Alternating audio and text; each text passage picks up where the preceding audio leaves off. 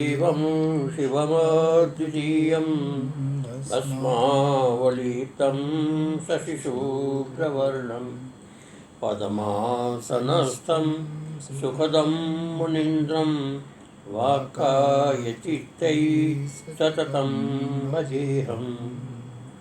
गुरुर्ब्रह्मा गुरुर्विष्णु गुरुर्देवो महेश्वर गुरुसाक्षात् परं ब्रह्म तस्मै श्री गुरुवे नमः। ध्यानमूलं गुरुर्मूर्ति पूजामूलं गुरुपदं मंत्रमूलं गुरुर्वाक्यं मोक्षमूलं गुरुकृपा। ओम नमः चंडिकाय। ओम कालयम शाश्वतम् नाप्नुवन्ति महात्मानो संसिद्धिं परमां गताः। संसिद्धिं परमां गताः। ब्रह्मभुवनान् लोकाः ब्रह्मभुवनान् लोकाः पुनरावर्तिनोऽर्जुन पुनरावर्तिनोऽर्जुन मामुपेत्य तु कौन्तेय मामुपेत्य तु कौन्तेय पुनर्जन्म न विद्यते पुनर्जन्म न विद्यते सहस्रयुगपर्यन्त आर्यद्ब्रह्मणो विदुः हर्यद्ब्रह्मणो विदुः रात्रिं युगसहस्रान्तां अहोरात्रविदो जनाः अहोरात्रविदो जनाः अव्यक्ताद्व्यक्तयः सर्वा भवन्त्यः रागमे रात्रागमे प्रलीयन्ते तत्रैवाव्यक्तसंज्ञके भूतग्राम स एवायं भूत्वा प्रलीयते रात्रागमे वशः पार्थ भवन्त्यः रागमे परस्तस्मातु भावोऽन्यो अव्यक्तो व्यक्तसनातना यः सर्वेषु भूतेषु सत्सु विनश्यति सत्यो न विनश्यति।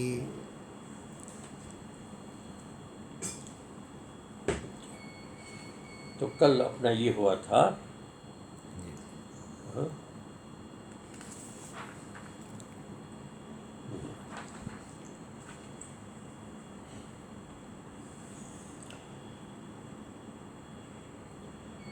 ये भूतग्रामस्येवायं भूत्वा प्रलीयते, ये हुआ था। फिर इसको एक बार थोड़ा सा रात्रागमेवश पार्थ प्रबद्य हरागमे। तो भूतग्राम, जितना भी ये भूतग्राम मैंने भूत समुदाय है, जगत का सारा प्रपंच है, वह भूत्वा होता है, फिर होता है, फिर प्रलयंत मैंने प्रलय को प्राप्त होता है।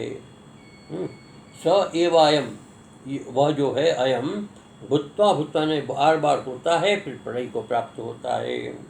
रात्रागमेव सपार्थ, रात्रि जब आती है तो प्रलय को प्राप्त होता है। प्रलयित मैंने लीन हो जाता है, अव्यक्त हो जाता है। अवश का अर्थ होता है कर्म, क्लेश कर्म विपाक आदि के वशीभूत होकर के, अर्थात जो जीव के जन्म के कारण है, जीव के संसार के आने के जो कारण है, उस कारण के वशीभूत होकर के वह लीन को हो जाते हैं।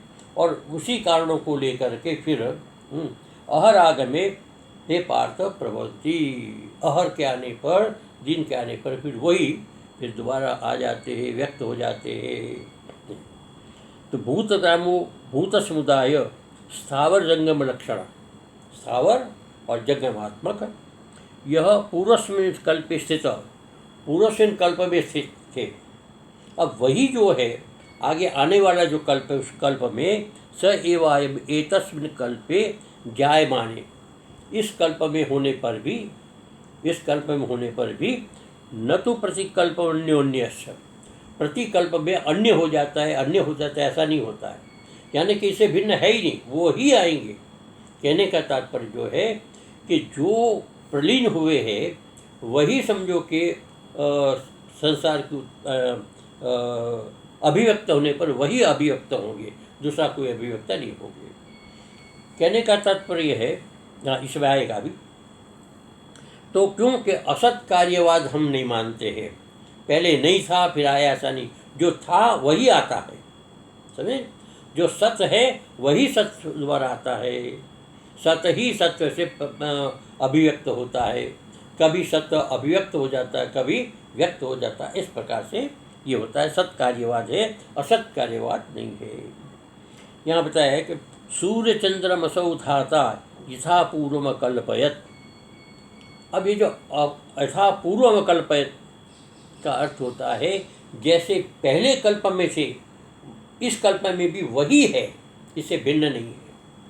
अर्थात ये जीव दूसरे नहीं आते, जो जीव प्रलय को प्राप्त हुए हैं वो उत्थान होने पर वही जीव फिर से पुनः अभिव्यक्त होते हैं।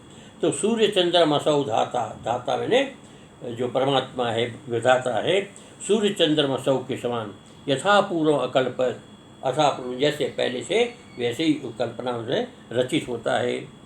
दिवम च पृथ्वी च अंतरिक्षेष्व, दीव में हो, पृथ्वी में हो या अंतरिक्ष में हो, जहाँ पर भी जीव होते हैं वो वही जीव उत्पन्न होते हैं। अच्छा, अब जैसे हमें स्वप्न होता है, स्वप्न में सब चले जाते हैं, कोई नहीं रहता, लेकिन जागने पर जो जहाँ पर जिस जीव रूप में वही होते वो वहीं पर होता है, उसी प्रकार से होता है, उसमें कोई परिवर्तन नहीं होता है। उसी प्रकार ब्रह्मा के दिन होने पर, जागने पर वही सब सारा के सारी सृष्टि उत्पन्न होता है, अभिव्यक्त हो जाती है। समान नाम रूपत्वात् आवृतौ अविरोधो, क्योंकि समान नाम और समान रूप जिस वक्त आवृत्ति होती है, जिस वक्त कल्प की उत्पत्ति होती है, तो समान रूप और समान नाम होता है। जैसा उसका नाम है वैसे नाम रहता है, जैसा उसका रूप होता है वैसा रूप रहता है, परिवर्तन नहीं होता है। तो वैसा ही संसार से बनता है, किसी प्रकार का परिवर्तन नहीं होता है। तो इसलिए कहते हैं दर्शनात् स्मृतिश्चो, इस प्रकार का दर्शन भी है और इस प्रकार के स्मृति शास्त्र भी है। यदि न्याय अवश्य इत्य अविद्या काम कर्मादि परतंत्र, ये अवश्य जीव जो है ना परवश है। जीव जो है किसके वश है? तो अपने कर्मों क्या, अपनी वासना, अपने संस्कारों के वशीभूत है, और ये वशीभूत होकर ही फिर से जो जन्म लेता है। इत्यादि अविद्या मूल कारण, और उसके बाद जो उसकी वासनाएं हैं, जो उनके कर्म है, उसे परतंत्र होकर के वह फिर आविर्भूत होता है। हे पार्थ, ये स्पष्ट है। एवं अवसानामुत्पत्ति नाश प्रदर्शनेन ब्रह्मभुवनान् लोका पुनरावर्तिन इत्यु एतत् व्याख्यातम्। अभी तक जो बताया है कि जो एवं अवसानाम, जो वश में नहीं है,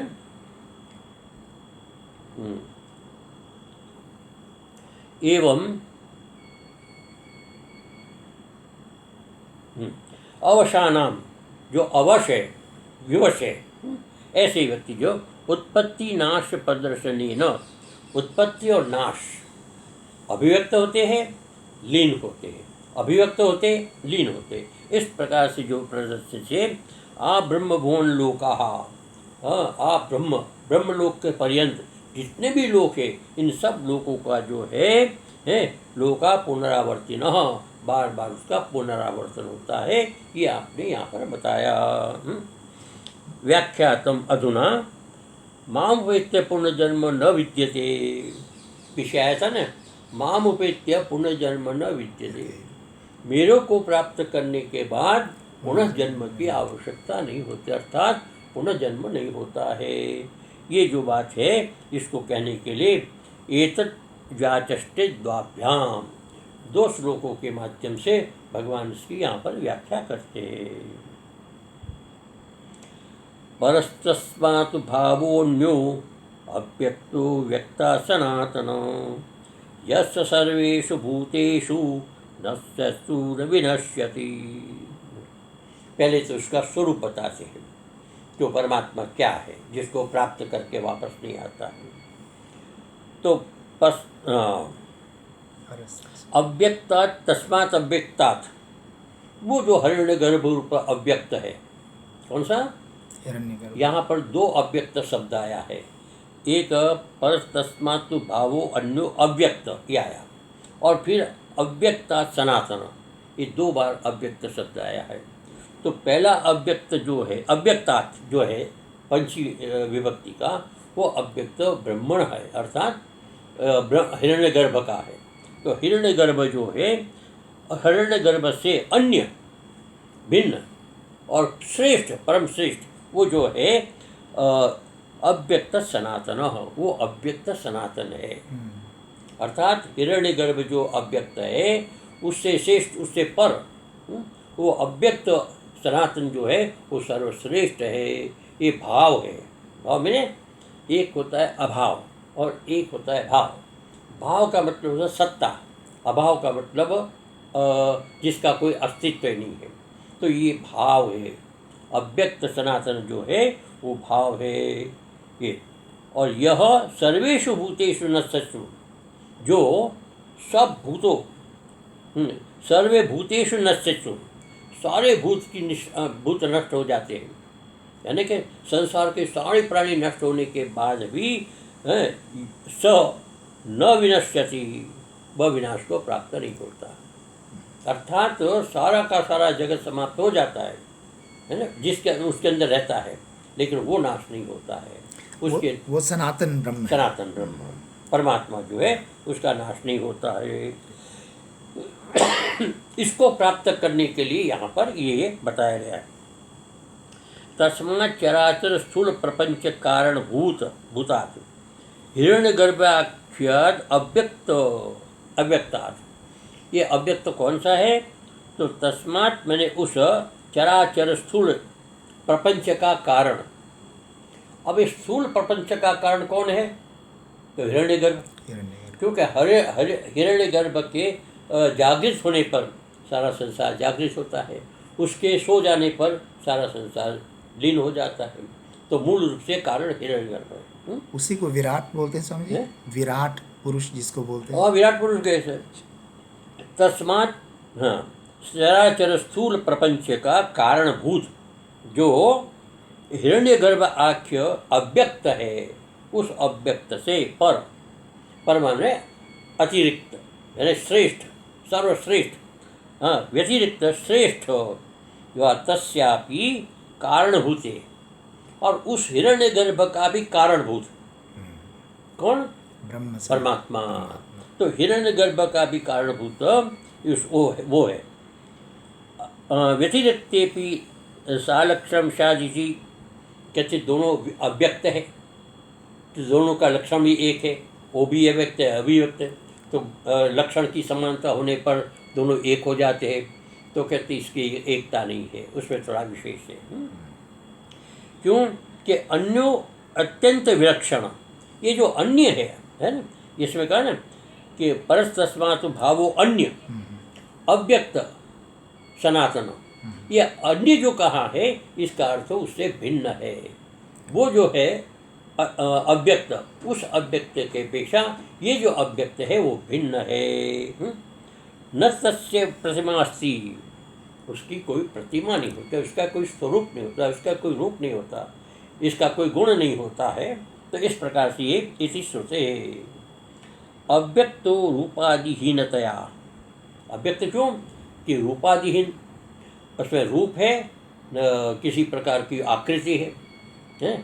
तो शब्द है न रूप है, नाम है, रूप इत्यादि से अव्यक्त रूपादिहीनतया चक्षुराद्य अगोचर। अब वो चक्षुरादि से गोचर नहीं, अव्यक्त। वो जो अव्यक्त है वो भिन्न है, वो मतलब नाश होने वाला अव्यक्त है ना। जो हिरण्यगर्भ है वो नाश होने वाला अव्यक्त है, लेकिन ये जो अव्यक्त है वो चक्षुरादि से अगोचर है। चक्षु, मन इत्यादि जो है इंद्रियां, इससे वो दिखाई नहीं देता है। ऐसा भाव, ये भाव है। अच्छा, वो जो हिरण्यगर्भ है वो भाव नहीं है, भाव का अर्थ अभाव है, अर्थात उसका अभाव होने वाला। देखो, अभाव 3 प्रकार का होता है ना। वर्तमान में अभाव होता है, भूतकाल में अभाव होता है ना, और वर्तमान में अभाव होता है, तीनों। तो कभी कभी क्या होता है कि वर्तमान में दिखाई दे, भूतकाल में भी जो भविष्य में न हो, वो भी अभाव में गिना जाता है। इसलिए कहते हैं अभाव है, हिरण्यगर्भ जो है अभाव है, और ये परिवर्तनशील है। हाँ, परिवर्तनशील है। और ये जो भाव है वो सत्तात्मक भाव है, उसका कभी लोप नहीं होता, सत्ता का लोप नहीं होता। इसलिए कि भाव कल्पितेषु सर्वेषु कार्येषु सद्रूपेण अनुगत। ये जितने भी कल्पित है संसार के पदार्थ, नाम रूपात्मक कल्पित सर्वेषु कार्य, जितने भी कार्य है, अच्छा, जितने भी कार्य होते हैं नाम रूपात्मक होते हैं, और सारे के सारे कार्य जो है वो उसके अंदर अनुगत, ये सत्य है, अनुगत ये अव्यक्त है, वो उसमें रहता है। अतएव सनातनो, इसलिए उसको सनातन कहते हैं। सनातन का अर्थ होता है नित्य, इसका नाश नहीं होता। और हिरण्यगर्भ का 1000 वर्ष के बाद नाश तो होता है, ब्रह्मा के आयु लेकिन के इसका बाद। नाश नहीं होता है। तू शब्द हेयाद अनित्याद अव्यक्ताद उपादेय त्वम, ये जो तू शब्द यहाँ पर है, वो जो हे है त्याज्य है, ये अव्यक्त दूसरा, अनित्य है और अव्यक्त है, इसको उपादेय यानी कि उसको अलग करके स नित्यस्य अव्यक्त से वैलक्ष्यम सूचयति। नित्य और जो अव्यक्त है उसका इसका वैलक्षण सूचित करता है, अर्थात उससे विलक्षण भिन्न। अर्थात जो अव्यक्त शब्द है हिरण्यगर्भात्मक, उस हिरण्यगर्भ से ये अव्यक्त शब्द जो है नित्य है, विलक्षण है, इसलिए उसको अलग करके दिखाया गया है। एतादृशो यो भाव, जो इस प्रकार का भाव है, स हिरण्यगर्भ इयु, हिरण्यगर्भ के समान। सर्वेषु भूतेषु न सत्सु, जैसे हिरण्यगर्भ का नाश होता है, यू मैंने हिरण्यगर्भ के समान 1000 वर्ष के बाद हिरण्यगर्भ का नाश होता है, समाप्ति हो जाती है। उसी प्रकार से उनके जो कार्य है, उस हिरण्यगर्भ के जितने कार्य है, सर्वेषु भूतेषु नश्यत्सु, सारे के सारे भूत जो है नाश को प्राप्त होते हैं। नश्यत्सुपि, ऐसे नाश होने पर भी न नश्यति, कौन? तो वो जो अव्यक्त है, सनातन है, अन्य है, वो भाव है, वो नाश को प्राप्त नहीं होता है। उद्यमानेष्वपि उत्पद्यमानेष्वपि, क्योंकि ये जो नाश होने वाले हैं वो उत्पद्यमान है, अर्थात उत्पन्न होते हैं। जितने भी पदार्थ बताए हिरण्यगर्भ से लेकर के उसके जो जितने भी कार्य है वो सब उत्पद्यमान मैंने उत्पन्न होता है, इसलिए नाश को प्राप्त होते हैं। नोत्पत्ति इत्यर्थ, और ये जो है वो उत्पन्न नहीं होता। कौन? अव्यक्त सनातन अन्य जो है वो उत्पन्न नहीं होता है। हिरण्यगर्भस्य तु कार्यस्य भूताभिमानित्वात् तद उत्पत्तिनाशाभ्याम युक्त एव उत्पत्ति विनाश हो। देखो, ये संभव है, क्या है कि वो तद अभिमानिनो कार्यस्य, ये जो है हिरण्यगर्भ जितने भी कार्यजात है उस कार्यजात का अभिमानी देवता है, अर्थात वो करता है, अभिमानी वो करता है किसका? संपूर्ण जगत का। तो इसलिए कहते कार्यजातस्य भूता अभिमानित्वात्, और भूतों का अभिमानी होने के कारण कि मेरा ही सब, मैंने रचा है, अभिमानी होने, तद उत्पत्ति विनाशाभ्याम, जैसे उसकी उत्पत्ति विनाश होती है कार्यजात की, संसार के अंदर जितने भी कार्य उत्पन्न होते हैं विनाश होता है, उसी प्रकार से इसका भी उत्पत्ति विनाश युक्त है। अर्थात ब्रह्मा का भी हिरण्यगर्भ भी उत्पन्न होता है, नाश होता है, ऐसा संभव है। न तो तद अनभिमानिनो कार्यस्य अकार्यस्य, अच्छा उसका कोई कार्य नहीं, किसका? सत का, भाव का। जो अव्यक्त सनातन है उसका अकार्य, कोई कार्य नहीं है, इसलिए वो अभिमानी भी नहीं। तो अभिमानी न होने करके परमेश्वरीय भाव, परमेश्वर ही भाव है, परमेश्वर ही सत्ता है, परमेश्वर की सत्ता है। अच्छा, अब आगे आते 21वां श्लोक। अव्यक्तोऽक्षरित्युक्तस्तमाहु परमां गतिं यं प्राप्य न निवर्तन्ते तद्धाम परमं मम। कहते अव्यक्तो अक्षर इत्युक्त तम आहु परमां गतिम। संसार में इसको कहा जाता है, आहु मैंने कहा जाता है अव्यक्त अक्षर, ऐसी परम गति जो है उसको कहा जाता है इत्युक्त, ऐसा कहा गया है। तम आहु मैंने उसका अव्यक्त को इस प्रकार से कहा गया है।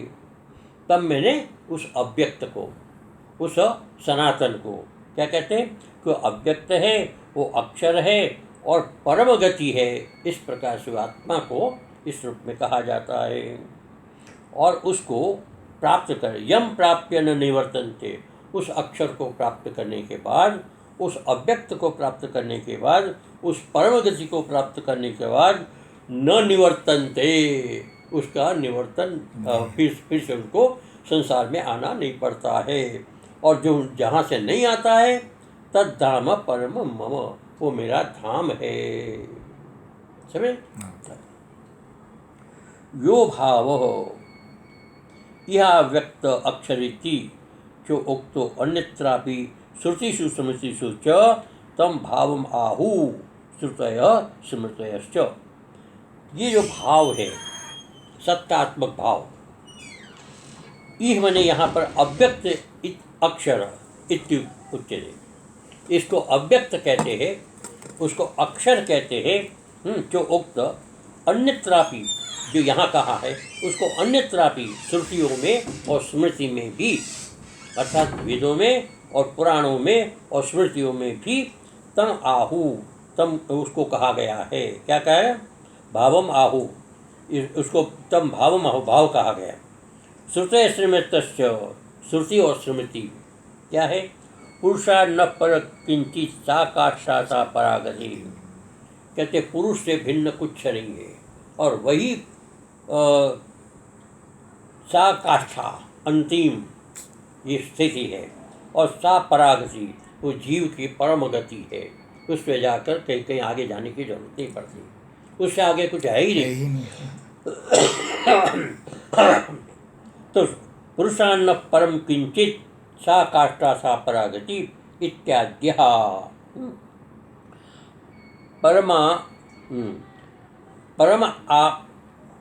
परमाम उत्पत्तिनाश शून्याम शून्य प्रकाश स्वप्रकाश परमानंद रूपाम गतिम पुरुषार्थ विश्रांतिम। ये जो गति है उसका स्वरूप क्या है? तो कैसे परम है, परम है ना, परम दिया, परम गति है। उत्पत्ति विनाश शून्य, न उसकी उत्पत्ति है न उसका विनाश है, ऐसा से। और स्वप्रकाश है, उसको पर प्रकाश की अपेक्षा नहीं है, दूसरे के प्रकाश की अपेक्षा नहीं, स्वयं प्रकाश में संविजेता स्वयं प्रभा, संविजेता स्वयं प्रभा। परमानंद रूपाम, ये परमानंद रूप है ना। ऐसी गति जो है पुरुषार्थ विश्रांति, ये पुरुष के प्रयत्न की वहाँ विश्रांति, अर्थात जो जीव है साधना करते करते वहाँ जाकर उसकी विश्रांति, फिर आगे कुछ भी करने की आवश्यकता नहीं पड़ती, ऐसा स्थान है। यम भावम प्राप्य न पुनरावर्तन्ते संसाराय तद्धाम स्वरूपम मम विष्णु परमम स्वरूत्कृष्टम। ये जो भाव है, यम भाव, जो भाव सत्तात्मक भाव, उसको प्राप्त करके न पुनर्निवर्तन्ते, वो दोबारा समझो कि आवर्तन नहीं होता है, अर्थात उसको जन्म नहीं होता है। संसाराय, संसार से उसका जन्म नहीं होता है, संसार के लिए उसका जन्म नहीं होता है। तद्धाम स्वरूपम मम विष्णु, वह मेरा स्वरूप है। क्या बताए? तद धाम मैंने वह धाम मैंने स्वरूपम, ये मेरा स्वरूप है। मम विष्णु परमम सर्वोत्कृष्टम, मुझ विष्णु का सर्वोत्कृष्ट ये स्वरूप है। धाम का मतलब स्वरूप है। अब स्वरूप कैसे है, तो उदाहरण के रूप में बताते, मम धाम इति राहो केतु इति वद भेद कल्पनया षष्ठी। अब जैसे राहु का सिर, अब राहु ही सिर है, और राहु और सिर अलग तो नहीं है, तो राहु कहो या सिर कहो, दोनों एक बात है। तो उसी प्रकार से कहते हैं मम धाम, अब मम कह दो, ये धाम कह दो, धाम मेरे से भिन्न नहीं, मैं धाम से भिन्न नहीं हूँ, तो एक ही दोनों चीज़ है। इसलिए कहते हैं धाम का अर्थ कोई मेरा धाम कोई अलग ऐसा नहीं है, मैं स्वयं धाम हूँ, मेरा स्वरूप इस प्रकार का है। इस प्रकार से यहाँ पर बताया गया है। अतो अहमेव परमागति, इसलिए मैं संसार की सर्वोत्कृष्ट परम गति में हूँ। ठीक है।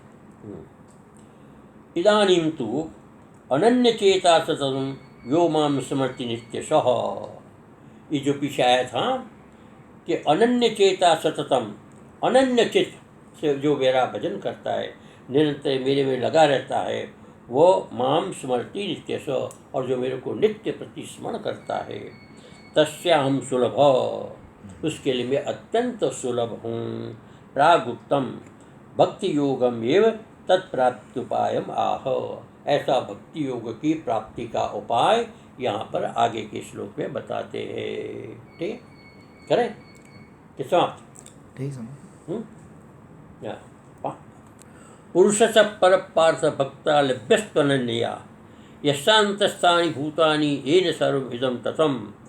पुरुष पर पार्थ, हे पार्थ, ये पुरुष पर, ये जो पुरुष है, ये जो अव्यक्त है, वह जो है, हे पार्थ, भक्त्या अनन्या भक्त्या लभ्या, अनन्या भक्त्या लभ्य, अन्य अनन्य भक्ति से, अनन्य मैंने कि इसके अतिरिक्त दूसरे की कोई भक्ति नहीं, इसके अतिरिक्त दूसरे का कोई चिंतन नहीं, इसके अतिरिक्त दूसरा कोई लक्ष्य नहीं, इसके अतिरिक्त दूसरा कोई आश्रय नहीं, ऐसा भाव से जो बढ़ता है भक्ति से, भक्ति करता है, ऐसे व्यक्ति को यशांत स्थानी भूतानी, जो संपूर्ण भूत, यशांत स्थानी जिसके अंदर रहते हैं सारे भूत प्राणी, जिस परमात्मा के अंदर निवास करते हैं, और येन सर्वम इदम ततम, जिसके द्वारा इदम सर्वम, इदम मैंने ये प्रोदर्श्य जितना भी जगत है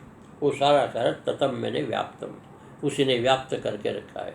ईशावास्यम इदम सर्वम यत्किंच जगत्याम जगत है, तो इस प्रकार सारा का सारा जगत इसी ने व्याप्त करके रखा, यही सबका आश्रय है ना, ये आता है। अतः परो निरतिशय पुरुष, ये जो है निरतिशय पुरुष है, इससे आगे कोई पुरुष नहीं है, आगे कोई सत्ता नहीं है।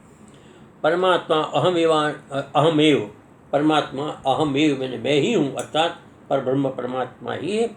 अनन्या न विद्यते अन्यो विषयो यस्याम तया प्रेम लक्षणया, जिसके लिए अन्य कोई विषय ना हो, मेरे को छोड़ करके, जैसे मेरी उपासना के अतिरिक्त दूसरा कोई इसके मस्तिष्क में, उसके अंतःकरण में विषय ना हो, कोई आश्रय ना हो, कोई लक्ष्य ना हो, ऐसा जो है तया प्रेम लक्षणया, और प्रेम लक्षण वाला जो है भक्ति, व प्रेम लक्षणा भक्ति के द्वारा ही लभ्य प्राप्त होता, न अन्यथा, इसके अतिरिक्त किसी और साधन से परमात्मा प्राप्त नहीं होता है। केवल प्रेम एक प्यारा राम ही केवल प्रेम प्यारा, जाने जो जाननारा। स कह इत्यापेक्षायाम आह, वह कौन है, तो इसके लिए बताते हैं, यस्य पुरुषस्यान्तस्थानि अंतर्वर्तिनी भूतानि सर्वाणि कार्याणि कारणांतर्वर्तिकत्वात् कार्यस्य हो। कहते हैं कि यस्य पुरुषस्य, जिस पुरुष के अंतर अंतस्थानी, उसके अंतःकरण में अंतर्वर्तिनी भूतानि, उसके अंदर जिसके रहते हैं, अर्थात इस परमात्मा का शरीर क्या है, परमात्मा अंत क्या है? सारा का सारा विराट परमात्मा है। सारा का सारा विश्व अनंत अनंत जो आकाश है उसमें व्याप्त जो तत्व है वो परमात्मा है, और उसमें सारे के भूत रहते हैं। अर्थात प्राणी मात्र चराचर जो है उसके अंदर निवास करता है। तो अंतर्वर्तीनी भूतानि सर्वाणी, सारे के सारे भूत उसके अंदर रहते हैं। कैसे हो? सर्वाणी कार्याणि, वो कार्य है, सबके सब कार्य है। कारणांतर्वर्तित्वात्, क्योंकि कार्य जो है कारण के भीतर रहते हैं। कार्य जो है कारण के भीतर रहते हैं। जैसे मिट्टी का घड़ा है, कहाँ रहता है? मिट्टी घड़े में, मिट्टी में रहता है, तो मिट्टी उसका कारण है, उससे भिन्न रह नहीं सकता। उसी प्रकार सारा जगत जो है वो एकमात्र उस कारण है, उस कारण में ही रहता है। अतः एव येन पुरुषेण सर्वमिदं कार्यजातं ततं, इसीलिए जिस पुरुष के द्वारा सर्वम इदम, ये सारा का सारा कार्यजात जो है जगत, कार्यजात में ये सारा प्रपंच अनंत अनंत कोटि ब्रह्मांड जो है ततम व्याप्तम, उसके अंदर व्याप्त है। इसके लिए श्रुति कहती है तस्मात् परम न परमस्ति, तस्मात् परम न परमस्ति, न तो उसे पर है न अपर है कोई। परमात्मा से न तो पर है न अपर है। किंचित यस्मान् न णियो न जायोरस्ति, न उससे कोई छोटा है न उससे कोई बड़ा है। छोटे से छोटा, बड़े से बड़ा, अणुरणुया बहुत वो बहुत है। कश्चित् वृक्ष एव स्तब्धो दिवि तिष्ठति एकस्तेनेदं पूर्णं पुरुषेण सर्वम। ये कहते इस दिवि आकाश के अंदर एक वृक्ष है, स्तब्ध वहाँ स्थित है, तिष्ठति मैंने रहता है, एकस ये एक ही है, तेन इदम पूर्णम, उसी से सारा विश्व जो है पुरुषेण सर्वम पूर्णम, इस पुरुष से सारा पूर्ण है, ओतप्रोत है। यच्च किंचित जगत सर्वम दृश्यते श्रूयते वापि, ये जो जगत है सारा, किंचित कुछ भी देखने में आता है, जो कुछ भी देखने में आता है, जगत सर्वम दृश्यते श्रूयते, जो दिखाई देता है या जो सुनाई देता है, वाह अंतर्बहिश्च, जो हमारे भीतर है जो हमारे बाहर है, तत्स्वरम व्याप्य नारायण स्थित, उसे व्याप्त करके नारायण परमात्मा है वो व्याप्त होकर के स्थित है। इस प्रकार से परमात्मा जो है सर्वत्र सर्वत्र सर्वत्र है। तो ऐसे परमात्मा को सपर्यगा शुक्रम इत्यादि श्रुतिभ्यश्च, स वो शुक्र अत्यंत शुद्ध परमात्मा जो है ये सब जगत के अंदर व्याप्त है। ये श्रुति से वेद इत्यादि उपनिषद इत्यादि कहते हैं। ये यहाँ पर अपना 22वां श्लोक भी पूरा होता है। ओम सर्वे